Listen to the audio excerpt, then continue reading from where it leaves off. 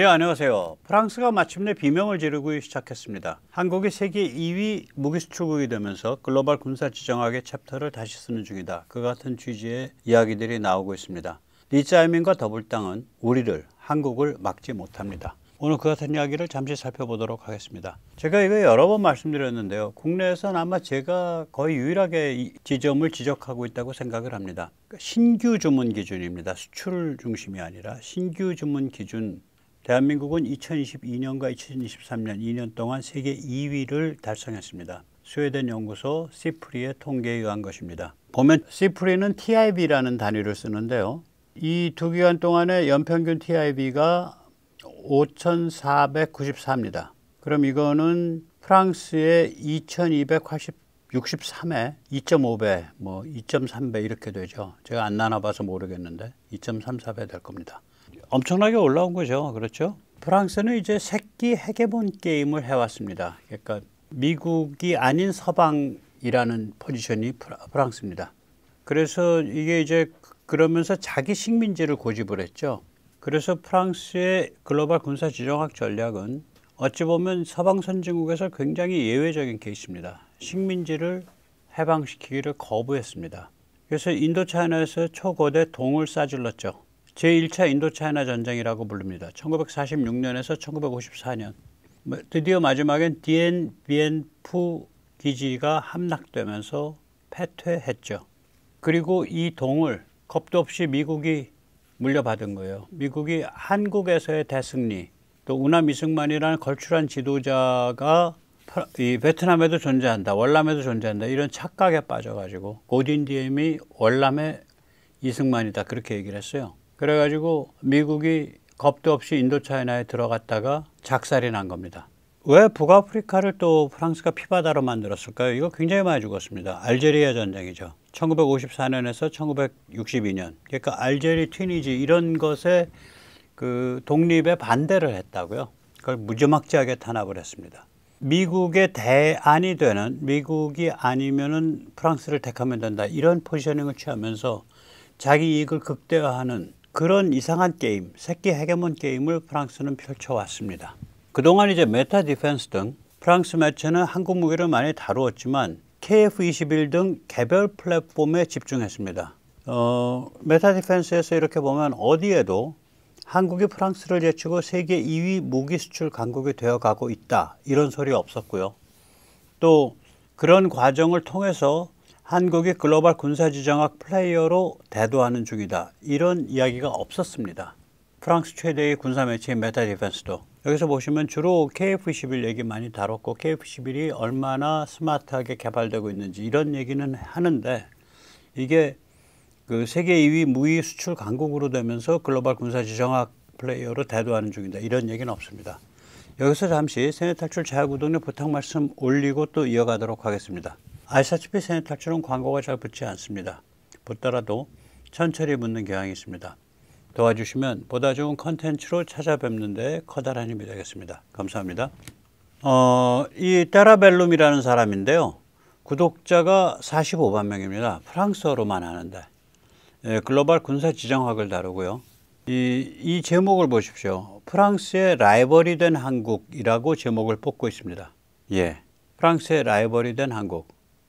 세죠. 예, 한 13분 되는 분량인데 제가 짧게 한 두세 토막만 인용하겠습니다. 나머지는 중원부원 말이 이어져요. 한국의 무기 수출은 글로벌 군사지정학, 레알폴리틱의 새로운 챕터이다. 이렇게까지 얘기를 합니다. 그러니까 피도 눈물도 없는 힘의 논리의 새로운 챕터이다. 근데 이거는 좀 아니고요. 한국은 미국의 파트너로서 미국과 완벽한 보완이 되는 플레이를 펼치고 있죠. 그러니까 미제 무기를 쓰지는 않는데 범서방 무기를 또 빠른 시간 안에 써야 되는 가성비가 좋은 무기를 이런 경우에 한국의 최대의 솔루션이 되는 그런 케이스죠. 직접 한번 들어보십시오. 이 폴란드가 이제 K2 전차 1000대뿐 아니라 K239 다연장 로켓, K9 자주포, FA50 전투기를 한국으로부터 이제 대량 사들였는데 또한 4월에는 모로코가 한국과 전략적 파트너십 협상을 시작했다. 이런 이야기입니다. 한번 직접 들어보시도록 하겠습니다. Mis à part les 1000 chars K2, la Pologne avait également commandé à la Corée du Sud des systèmes lance-roquettes multiples K239 Chunmoo, des obusiers automoteurs K9A1 et des avions de combat FA50. En avril dernier, le Maroc a également indiqué avoir lancé des discussions pour un partenariat stratégique avec la Corée du Sud. Ces acquisitions vont bien au-delà d'un simple renouvellement technique. Elles incarnent un tournant stratégique révélant l'impatience de l'Europe orientale et d'autres acteurs face à la lenteur des livraisons occidentales traditionnelles, là où fournisseurs américains ou européens accumulent les retards et les justifications bureaucratiques. Séoul impose une logique purement industrielle et efficace. Être là au bon moment, au bon endroit, au prix juste. 네, 레알폴리틱의 새로운 챕터라고 이야기를 합니다. Cette efficacité, froide et assumée, révèle une nouvelle ère de la réelle politique où contrat d'arsenalisation rime désormais avec puissance diplomatique et économique derrière.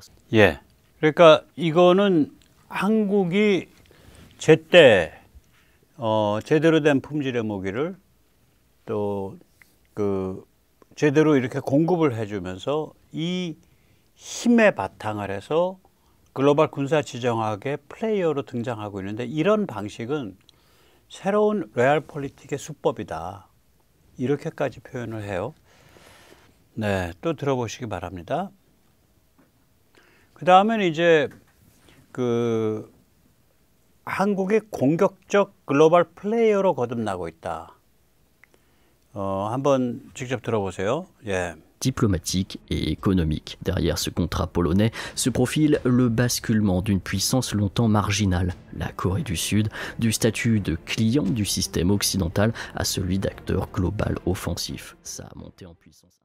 네, 이제 프랑스의 그런 그 색채가 지네요. 그래가지고 한미 동맹과 미국과 함께하면서 우리가 가치지향적인 그러한 글로벌 군사 지정학 게임을 펼칠 수 있다. 사실 윤석열 대통령이 그렇게 했잖아요. 그 길을 갈 수 있다라는 건 조명을 안 하고 이건 피도 눈물도 없는 레알폴리틱의 챕터다. 왜 이 친구들이 그렇게 할 수 있냐? 이렇게 얘기를 그런 관점에서 봐요.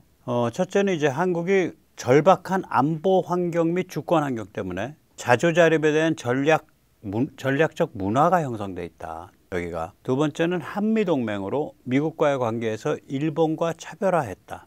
그 다음에 세계적 경쟁력을 가지는 대기업군을 형성 발전시켰다. 실용주의 마인드에 바탕한 방위산업 육성 전략을 펼쳤다. 연구개발에서 생산 판매 지원까지 전 과정을 형성하고 장악하는 전략을 취했다. 국가자본주의와 국제개방성이 융합된 하이브리드 모델이다. 이게 지금 40년 전 얘기하고 있는데 45년 전 1979년도 1월 달에 박정희 대통령께서 돌아가시던 해에 안정화 정책, 시장 중심 정책을 택함으로써 국가 자본주의를 우리가 그때 넘어서기 시작한 거예요. 그래서 이미 85년, 86년, 87년 되면 넘어섰다고요. 뭐 YS 금융실명제증 가면 더 말할 것도 없고 지금 40년 전 얘기하고 있어요. 그러니까 한국의 등장이 가지는 의미는 제대로 파악하고 있는데 한국의 그 다이내믹에 숨겨진 비밀은 여전히 제대로 파악을 못하고 있습니다. 그리고 이제 한국 무기는 2021년 70억 달러 수출을 넘어서면서 날아오르기 시작했다. 그리고 한국 무기는 2022년에는 173억 달러를 수출했다. 그 다음에 이제 굉장히 중요한 얘기가 나오는데요. 프랑스가 군침을 흘려오던 분야까지 진출하며 프랑스의 세계 2위 지위를 위협하고 있다는 얘기가 나옵니다. 한번 직접 들어보십시오. En comparaison, si la France est considérée comme le deuxième exportateur mondial entre 2019 et 2023, sa place est de plus en plus remise en question et même menacée par la Corée du Sud qui s'insère de plus en plus sur les marchés convoités par la France avec un modèle bien plus agressif.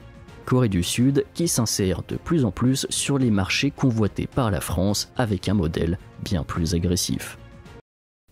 지금 프랑스 문제는 뭐냐면 라팔 전투기 하나에 너무 지나치게 편중돼 있죠. 거기에 반해서 한국은 뭐 MD 쪽으로 가게 되면 레이더와 미사일 천궁, 또 그다음에 이제 LSAM까지 이제 나가고 있으니까 또 LAMD도 나오고 있고, 그리고 이제 그 전투기도 라파를 넘어서는 전투기가 나오기 시작하고 있잖아요. KF-21이. 또 그 아랫단에 그 세계에서 굉장히 유니크한 훈련기가 되기도 하고 경전투기가 되기도 하는 그런 그 FA-50이라는 또 라인을 갖고 있고, 그래서 이게 한국은 잠수함도 있고, 그 다음에 전함도 있고, 그리고 뭐 육상 무기들, 각종 육상 무기, 우리가 뭐 탱크라든지 자주포라든지 K239 다연장 로켓이라든지, 그래서 이게 풀 세트를 갖고 있는데, 이게 하나하나가 그 플랫폼들이 세계적 경쟁력을 갖고 있어요. 근데 프랑스가 이걸 굉장히 부러워하고 있는 거예요. 이 영역들을. 그래서 이게 게임이 안 되죠. 게임이 안 되는데, 이 사람은 이제 프랑스 사람이고 프랑스적 관점에 갇혀 있어서 계속해서 뭐 이제 말하자면은 그 뭐 정부 규제라든지 뭐 관료주의라든지 이런 것 때문에 힘들다라는 식의 얘기인데, 실은 그게 아니라 프랑스가 제조업이 뭐가 있습니까? 우리는 제조업 강국이잖아요. 풀세트로 다 갖고 있잖아요, 제조업을. 그렇기 때문에 우리를 결국은 못 따라오죠.